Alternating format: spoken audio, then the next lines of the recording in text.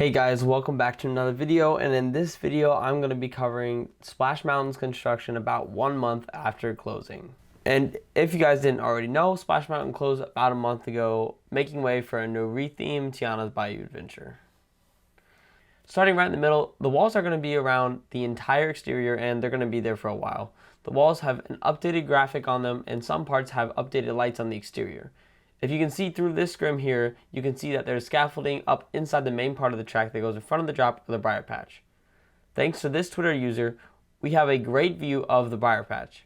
And from the Mark Twain, we can see that I believe this is an elevated spotlight to help the workers see during dimly lit times. Also, when I was at the Magic Kingdom at a later date, a lot more scaffolding has gone up at the front, as you can see here. Moving down to the left of the mountain, there is more scaffolding that has been placed in front of one of the lift hills.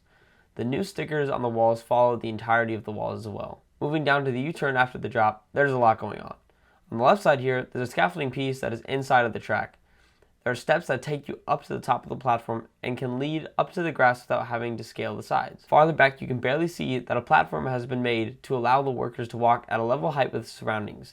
This is a simple but effective building solution so that they are not scaling the sides like the other pieces of scaffolding. Lighting can also be seen here following into this left side. Lastly, you can see a hole in part of the facade as well. Over on the right side, there's a ton going on.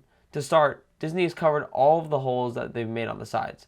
They've also placed a box over what I believe was a boat sensor to track the boats when they came down the drop. Then, a piece of material is covering up part of the track and restricts our viewing of the track itself. Another piece of scaffolding is in place as well. To the right, you can see a piece of paper that says "Do not look at," and it continues on, but I didn't really get a good shot of it.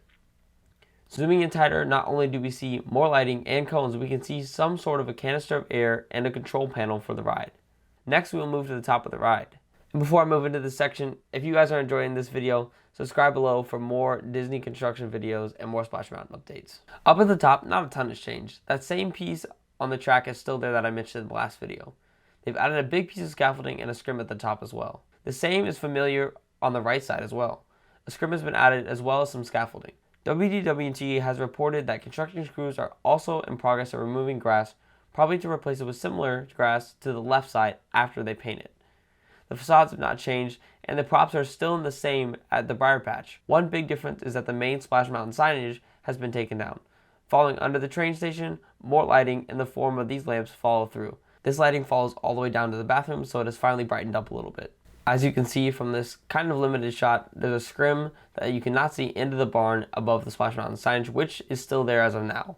Going up to the train station gives us a view of the entrance from behind. As you can see, they've covered up the cinder blocks for the wall supports. The lightning lane and standby signs are still up and intact. Right in the train will give us the best view of the outdoor queue. Like I said, a scrim has been placed on the barn, and as well as a scrim over the entrance to the caves. Ladders and pallets are laying in front of the barn entrance. Fire extinguishers, interestingly enough, have been added to many parts of the queue as well. Lastly, exiting the station will give you a view of Brer Frog's lift hill. Scaffolding has been added here as well as the lighting that is everywhere else. I expect the scaffolding to go up everywhere soon. As you guys can see here, things are moving very quickly, and like I said, things are going to start to go even faster soon.